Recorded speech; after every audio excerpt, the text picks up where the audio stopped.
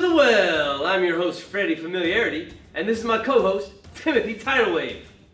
Next week is VBS.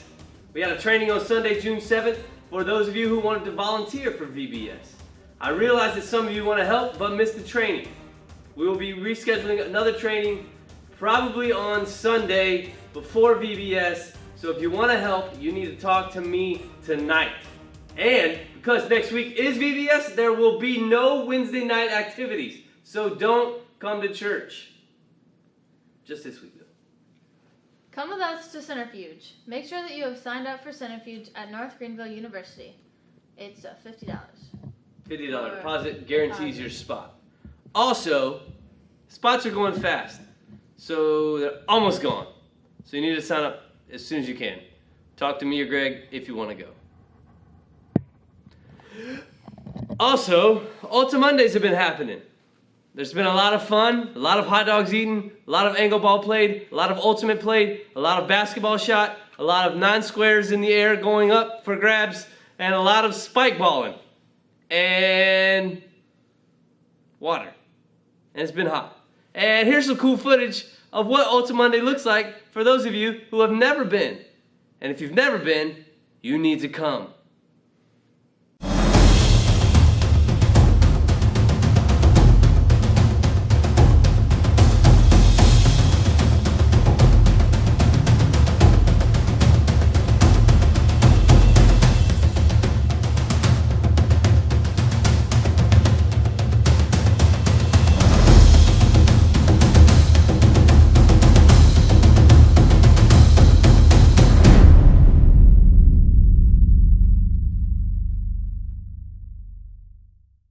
Wow. I thought there was something weird going on last night, or the other night at Ultra Monday. It was like aliens flying around and videoing us. I don't know what it was, but now I do. Thanks, aliens. And now for your favorite weather person, J.P.? J.C.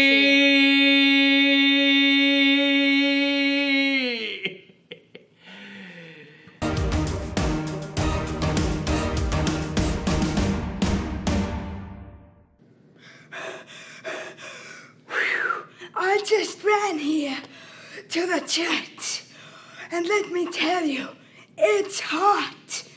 It's like 100 degrees outside. It feels like 200 degrees. So if you're going to be outside, drink lots of water and don't run.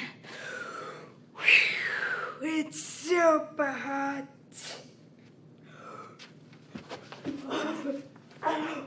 This has been the weather. I'm Miss Becky. Man, JC is all in all the time, just like the Golden State Warriors. And it's hot. Thanks, JC. And now we have for you a very special segment of Willie Fresh talking about sports that cavemen play. Take it away, Willie.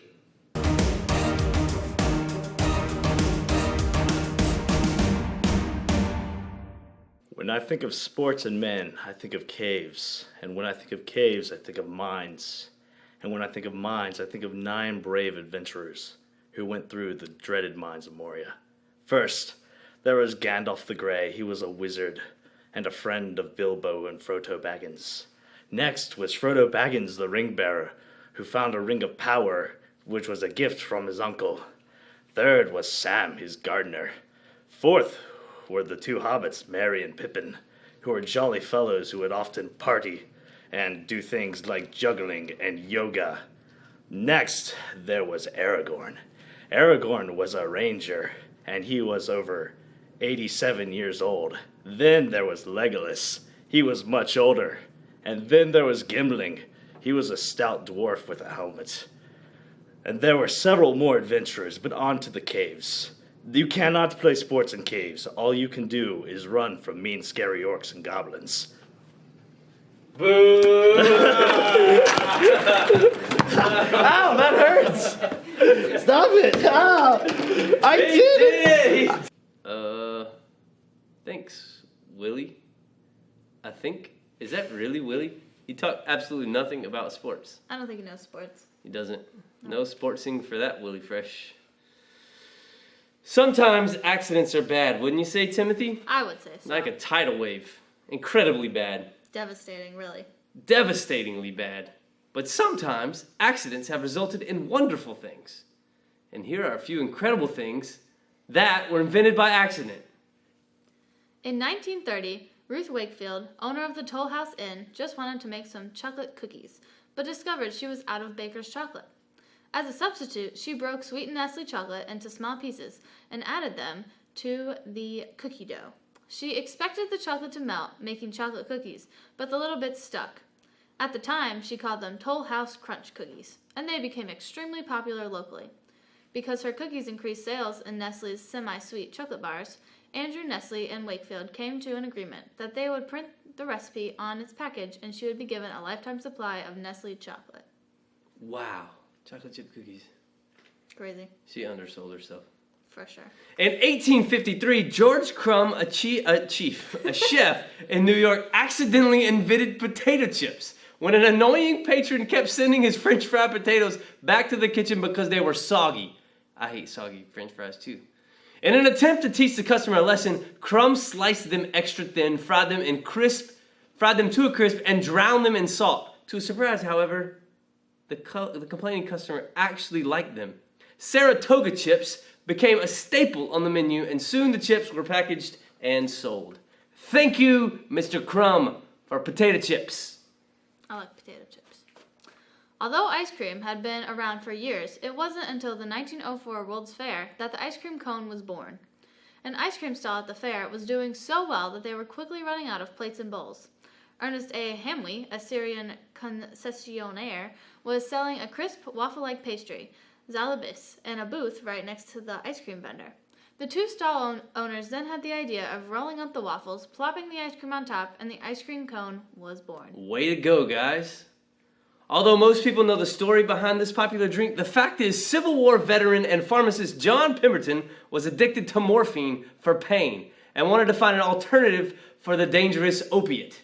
He went on to create a syrup made of wine and coca extract he called Pemberton's French Wine Coca, which was touted as a cure for headaches and nervous disorders. In 1885, Atlanta banned the sale of alcohol, so Pemberton created a purely coca-based version of the syrup to be mixed with carbonated water and consumed as a soda. The result was a perfect beverage for the temperance era, a brain tonic called Coca-Cola. In 1905, 11-year-old Frank Epperson decided he wanted to try saving some money by making his own pop at home. Using a combination of powder and water, he got pretty close, but then absentmindedly left the concoction out on the porch all night.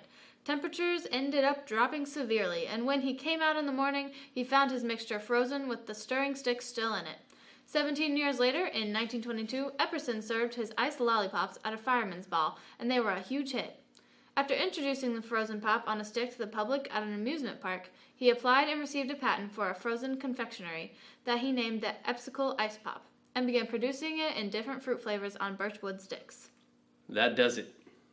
I will now refer to popsicles as Epsicles. Some of the best things are invented by accident. So, why don't you go invent something? Perhaps you'll come up with the next greatest food invention. Happy inventing to you. And speaking of food, today is Eat Your Vegetables Day. And since today is Eat Your Vegetables Day, you should at least try to attempt to eat what is recommended. The USDA recommends 2.5 to 3 cups of vegetables per day. Let's attempt it right now. Ready? Go.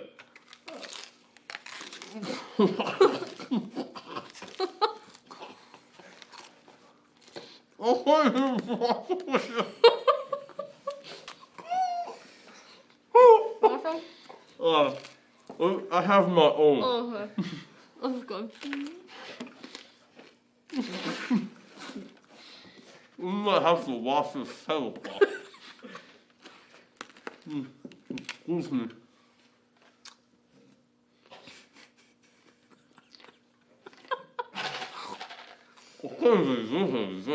So, happy Vegetables Day!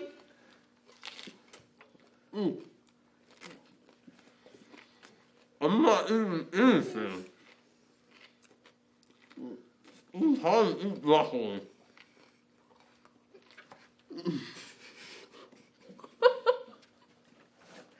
Sorry. See you later! See you later!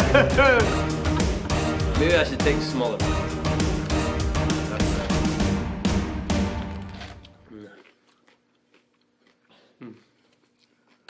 That's gross.